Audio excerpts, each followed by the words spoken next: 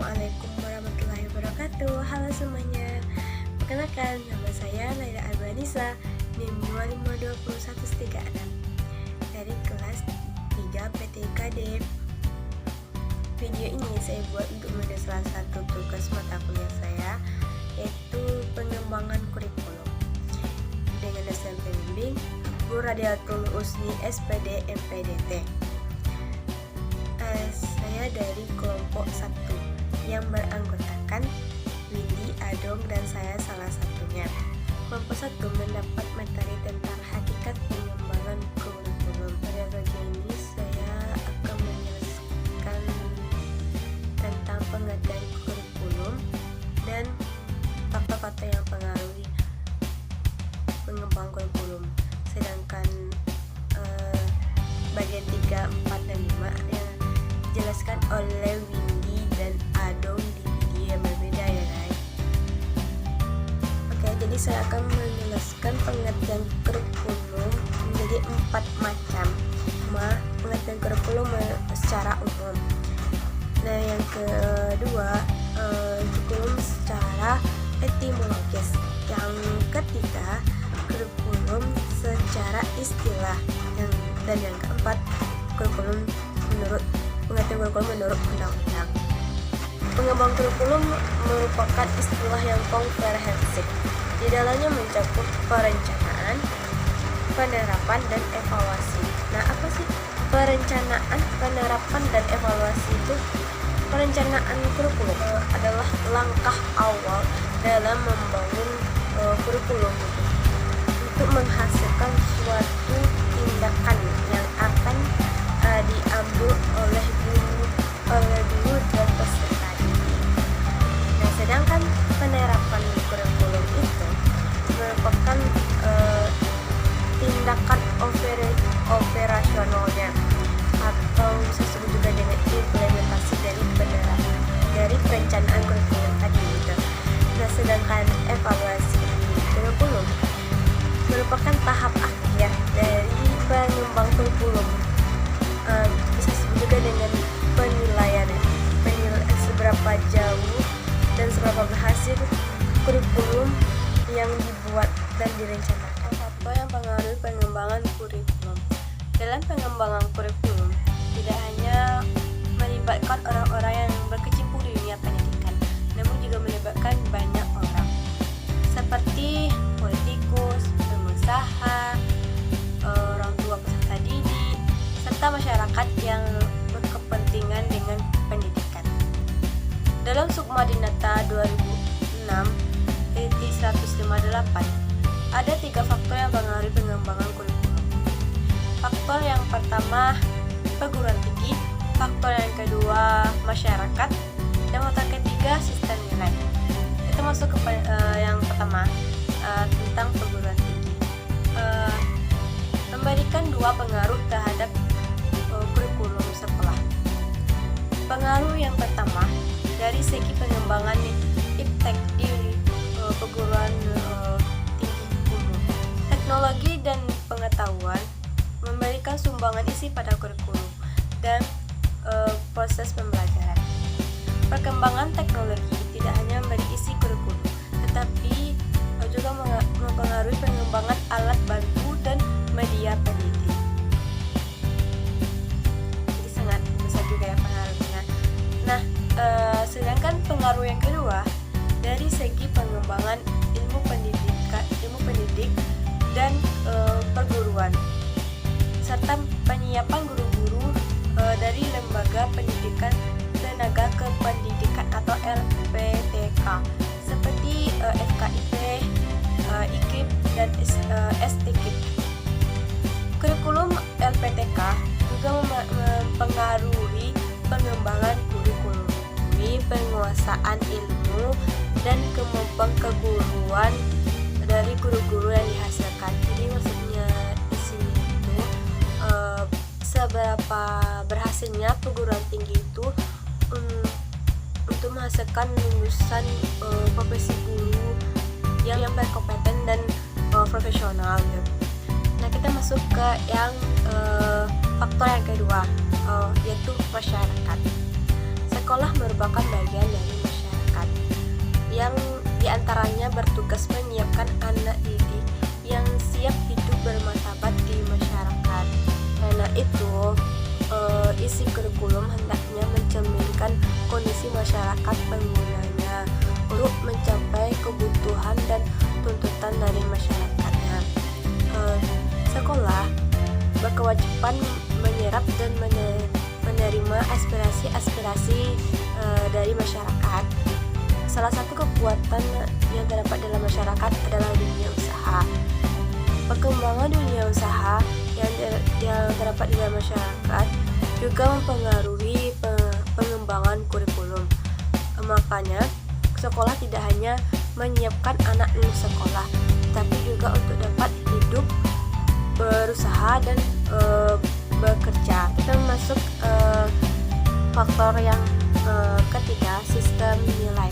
Di depan masyarakat ada sistem nilai, baik moral, agama, budaya maupun politis. Sekolah sebagai lembaga masyarakat juga bertanggung jawab dalam pemeliharaan dan pewarisan nilai-nilai positif yang tumbuh di masyarakat. Sistem nilai diteruskan dan dipelihara tersebut harus terintegrasikan dalam kurikulum. Menurut Sukmadinata, ada beberapa faktor lainnya yang mempengaruhi pengembangan kurikulum. Di antaranya, yang pertama filosofis, yang kedua psikologis, yang ketiga sosial budaya, yang keempat politis, yang kelima pembangunan negara dan perkembangan dunia, yang keenam ilmu pengetahuan dan teknologi. Termasuk yang pertama filosofis. Filosofis sama dengan filsafat. Filsafat sangat memegang peran penting dalam pengembangan kurikulum. Sama halnya dengan filsafat pendidikan. Ada beberapa alirannya, di antaranya aliran perennialisme. Aliran ini lebih menekankan kepada pengetahuan penting dan kurang memperhatikan kehidupan dan kurang pada kegiatan sehari-hari. Yang kedua, aliran esensialisme.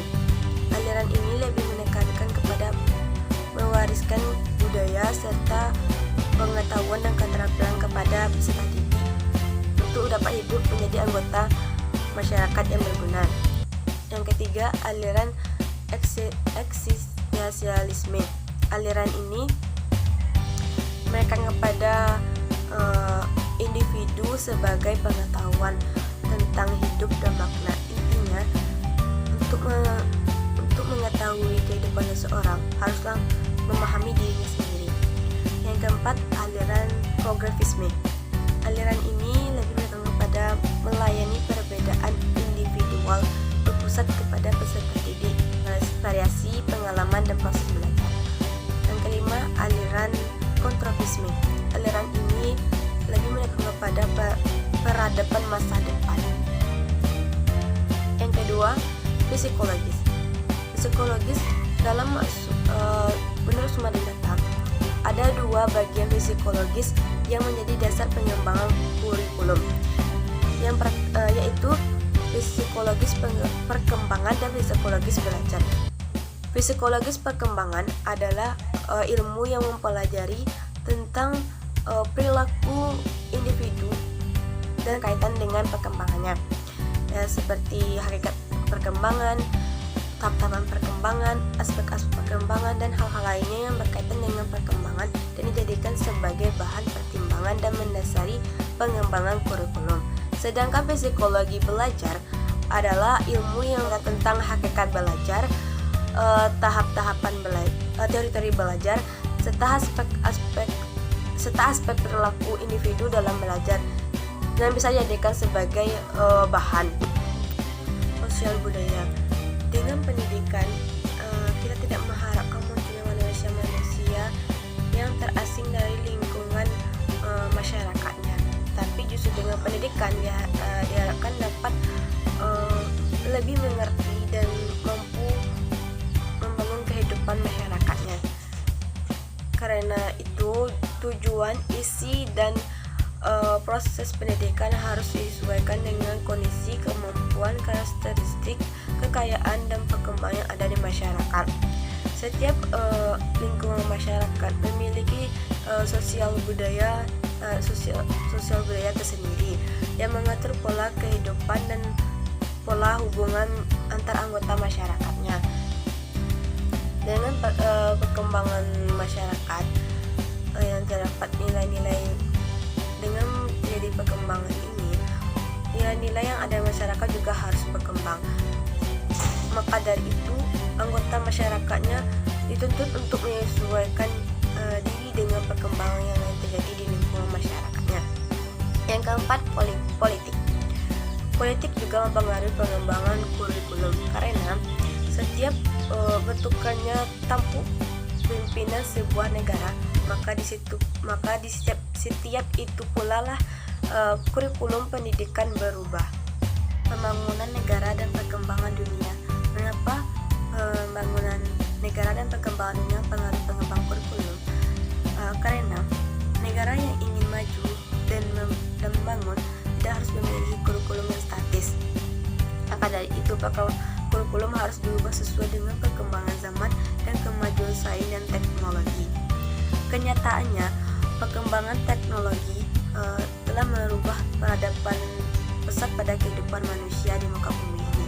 Maka dari itu, kurikulum harus sejajar dengan pembangunan negara dan dunia.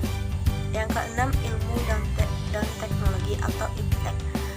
Pada awal mulanya, kemampuan manusia tentang ilmu pengetahuan dan teknologi masih relatif rendah.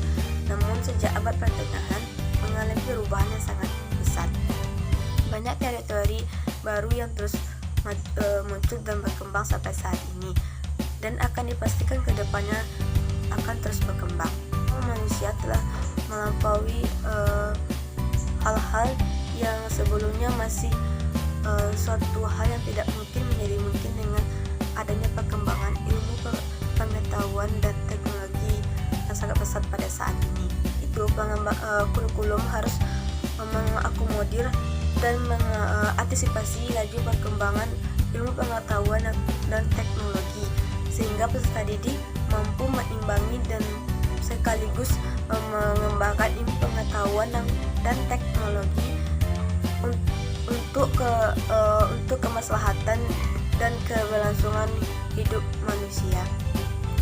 Sekian penjelasan dari saya, semoga bisa dipahami. Jangan lupa like, komen, dan subscribe ya. Assalamualaikum warahmatullahi wabarakatuh.